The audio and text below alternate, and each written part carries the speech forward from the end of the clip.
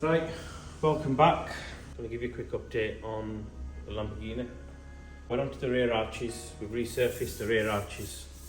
This piece I've already primed it to give you an example of the difference between a primed part and a part that's freshly been filled with fiberglass and body filler. Come close here, it's nice and smooth. The original edge was here and we had to remake the edge from there to there. The angle was incorrect. We got all that right, and then we've got everything cut. Stop pressure you with the tape. But if you have a look, the lines all running in symmetry with the top and the bottom. I've rounded the edges off to match the original profile on the Lamborghini itself, on the original bumpers. It all matches and doesn't look out of place. Coming to the side skirt, if you have a look at the side skirt here, even though it's attached to the vehicle, not properly, but it's got enough pressure. If I push it in, it's not moving. There's a big gap here. I don't like that. I will be filling this gap to make it a bit more of a sharper profile. At the moment it's round, so that round edge is creating a gap here, even though there isn't really a gap, but the shadow creates a gap. If I take you to the other side, I will show you.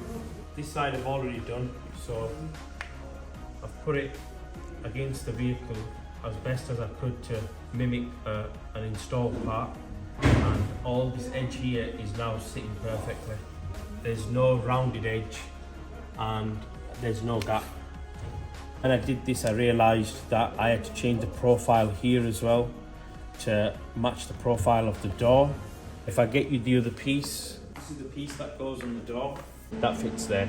All this edge here across the top was round in profile, and I've sharpened it up with fiberglass, and I've recreated the gap and the profile itself on the back, on the sides of the part as well. So when you open and close the door, it looks nice and smooth. That's done. Side skirt and the door piece will now get primed. I'll move on to the side, do the same thing that I've done on the edges here on the opposite side. Both arches are complete, but I'll show you what's involved. The biggest problem with these parts is when you perfect the outer surface, again, the inner surface needs a hell of a lot more work than the outer surface. Once we recreate the outer surface and give it a nice smooth finish and the fitment is spot on, we've got to go through the whole procedure again. And the back, from my experience, the rear of the part is a lot more complicated than the front because of all these shapes and lines. And just on this piece, ×2, the opposite piece as well, that's took me a week, just on the rears. Because you get to a point where you're sanding it down and you find a high spot, and then you have to grind it off, and then you have to add filler again or fiberglass again, and then you sand it down, and then you've got to make the new filled area blend into the rest of it to give it a smooth, seamless finish. These will get primed today. I did promise in the last video that everything would get primed, but if you look at the front now, I've already painted the front end gloss red. This is the original colour of the vehicle. Even though we're now going to make moulds from these parts, we still needed to get an idea of what the kit would look like once it's finished and attached to the car, and it would help us understand any fitment issues. And so far, 100%, we're very happy with the fitment.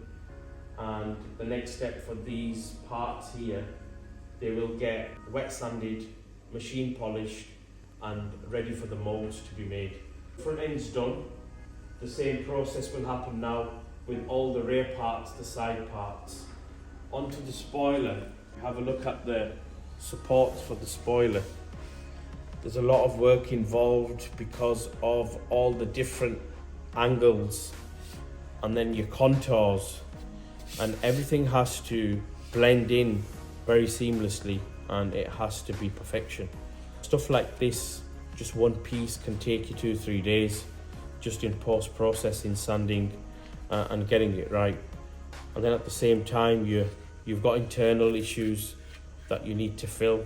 The way we designed the spoiler was the spoiler has a female section here, and on the spoiler there's two male ends sticking out, and they sit perfectly into this hole here. When we're installing, we will have a long tube running from the bolts that attach the spoiler support to the rear panel on the car. If you could imagine bolts that big, they'd go through the panel of the car, run all the way up here, and then them bolts would come out and fasten to the top piece of the spoiler. Them long bolts will be gripping the top spoiler piece, and they'll run through this panel, and they'll also support this spoiler extension or spoiler support onto the original panel. So there'll be long bolts. We've thought of many different ways of doing it, but you want to manufacture the part so it's a reversible process. If at any point, because we have an LED light bar that runs on the edge of the spoiler that lights up red, if that at any point messed up or an LED turned off, if that was bonded to the spoiler blade on top, we wouldn't be able to open it up and do a change of the LED. Because of that, we've had to use a bolt-on solution so it can be reversed and opened, and the LED can be changed because the wiring will be going through the spoiler support back out the bottom and then into the car. That's the spoiler supports. And this is the opposite side rear piece for the rear quarter panel that goes onto the bumper. Again, a lot of sanding, a lot of shapes, a lot of contours. I'd say this is the most difficult part on the kit, and then making the joining part join seamlessly and have a perfect gap and have the same profile on the edges as the Lamborghini original panel gaps on the car. So it looks like it belongs on there rather than looking like it's a random kit just stuck on. To give you an example of that, I can show you on the front, the front here. Better show you on this side. If you have a look here, the way this gap follows on to the gap on the wide body, the profile, the round profile on these edges is the same on our kit. And when you stand further back, you can see that it joins perfectly. Moving forward, we've achieved quite a lot in the space of from the last video, and onto the rear and the sides. Primer today. In the next upload, we'll show you the parts primered, and then we'll show you, I don't think we've shown you the process of us sanding down the primered part, so we'll include that in the next video. And we'll also include the paint process of turning the part from a grey primer with a smooth finish to a finished product with a red base coat and a nice lacquered finish. That will be on the next video, but until then, please like, share, subscribe our content, tag your friends in. Any comments, comment below, and we'll be more than happy to answer any questions. If you've got any ideas, again, I say this in every video, of a process that we're doing, and you find that there might be an easier solution or an easier way, we're open to all suggestions. Everybody in this walk of life is on a learning curve, and for us to stand here and say we know everything, we'll be the biggest fools. Anything, any comments, any suggestions, please comment below, and see you on the next one.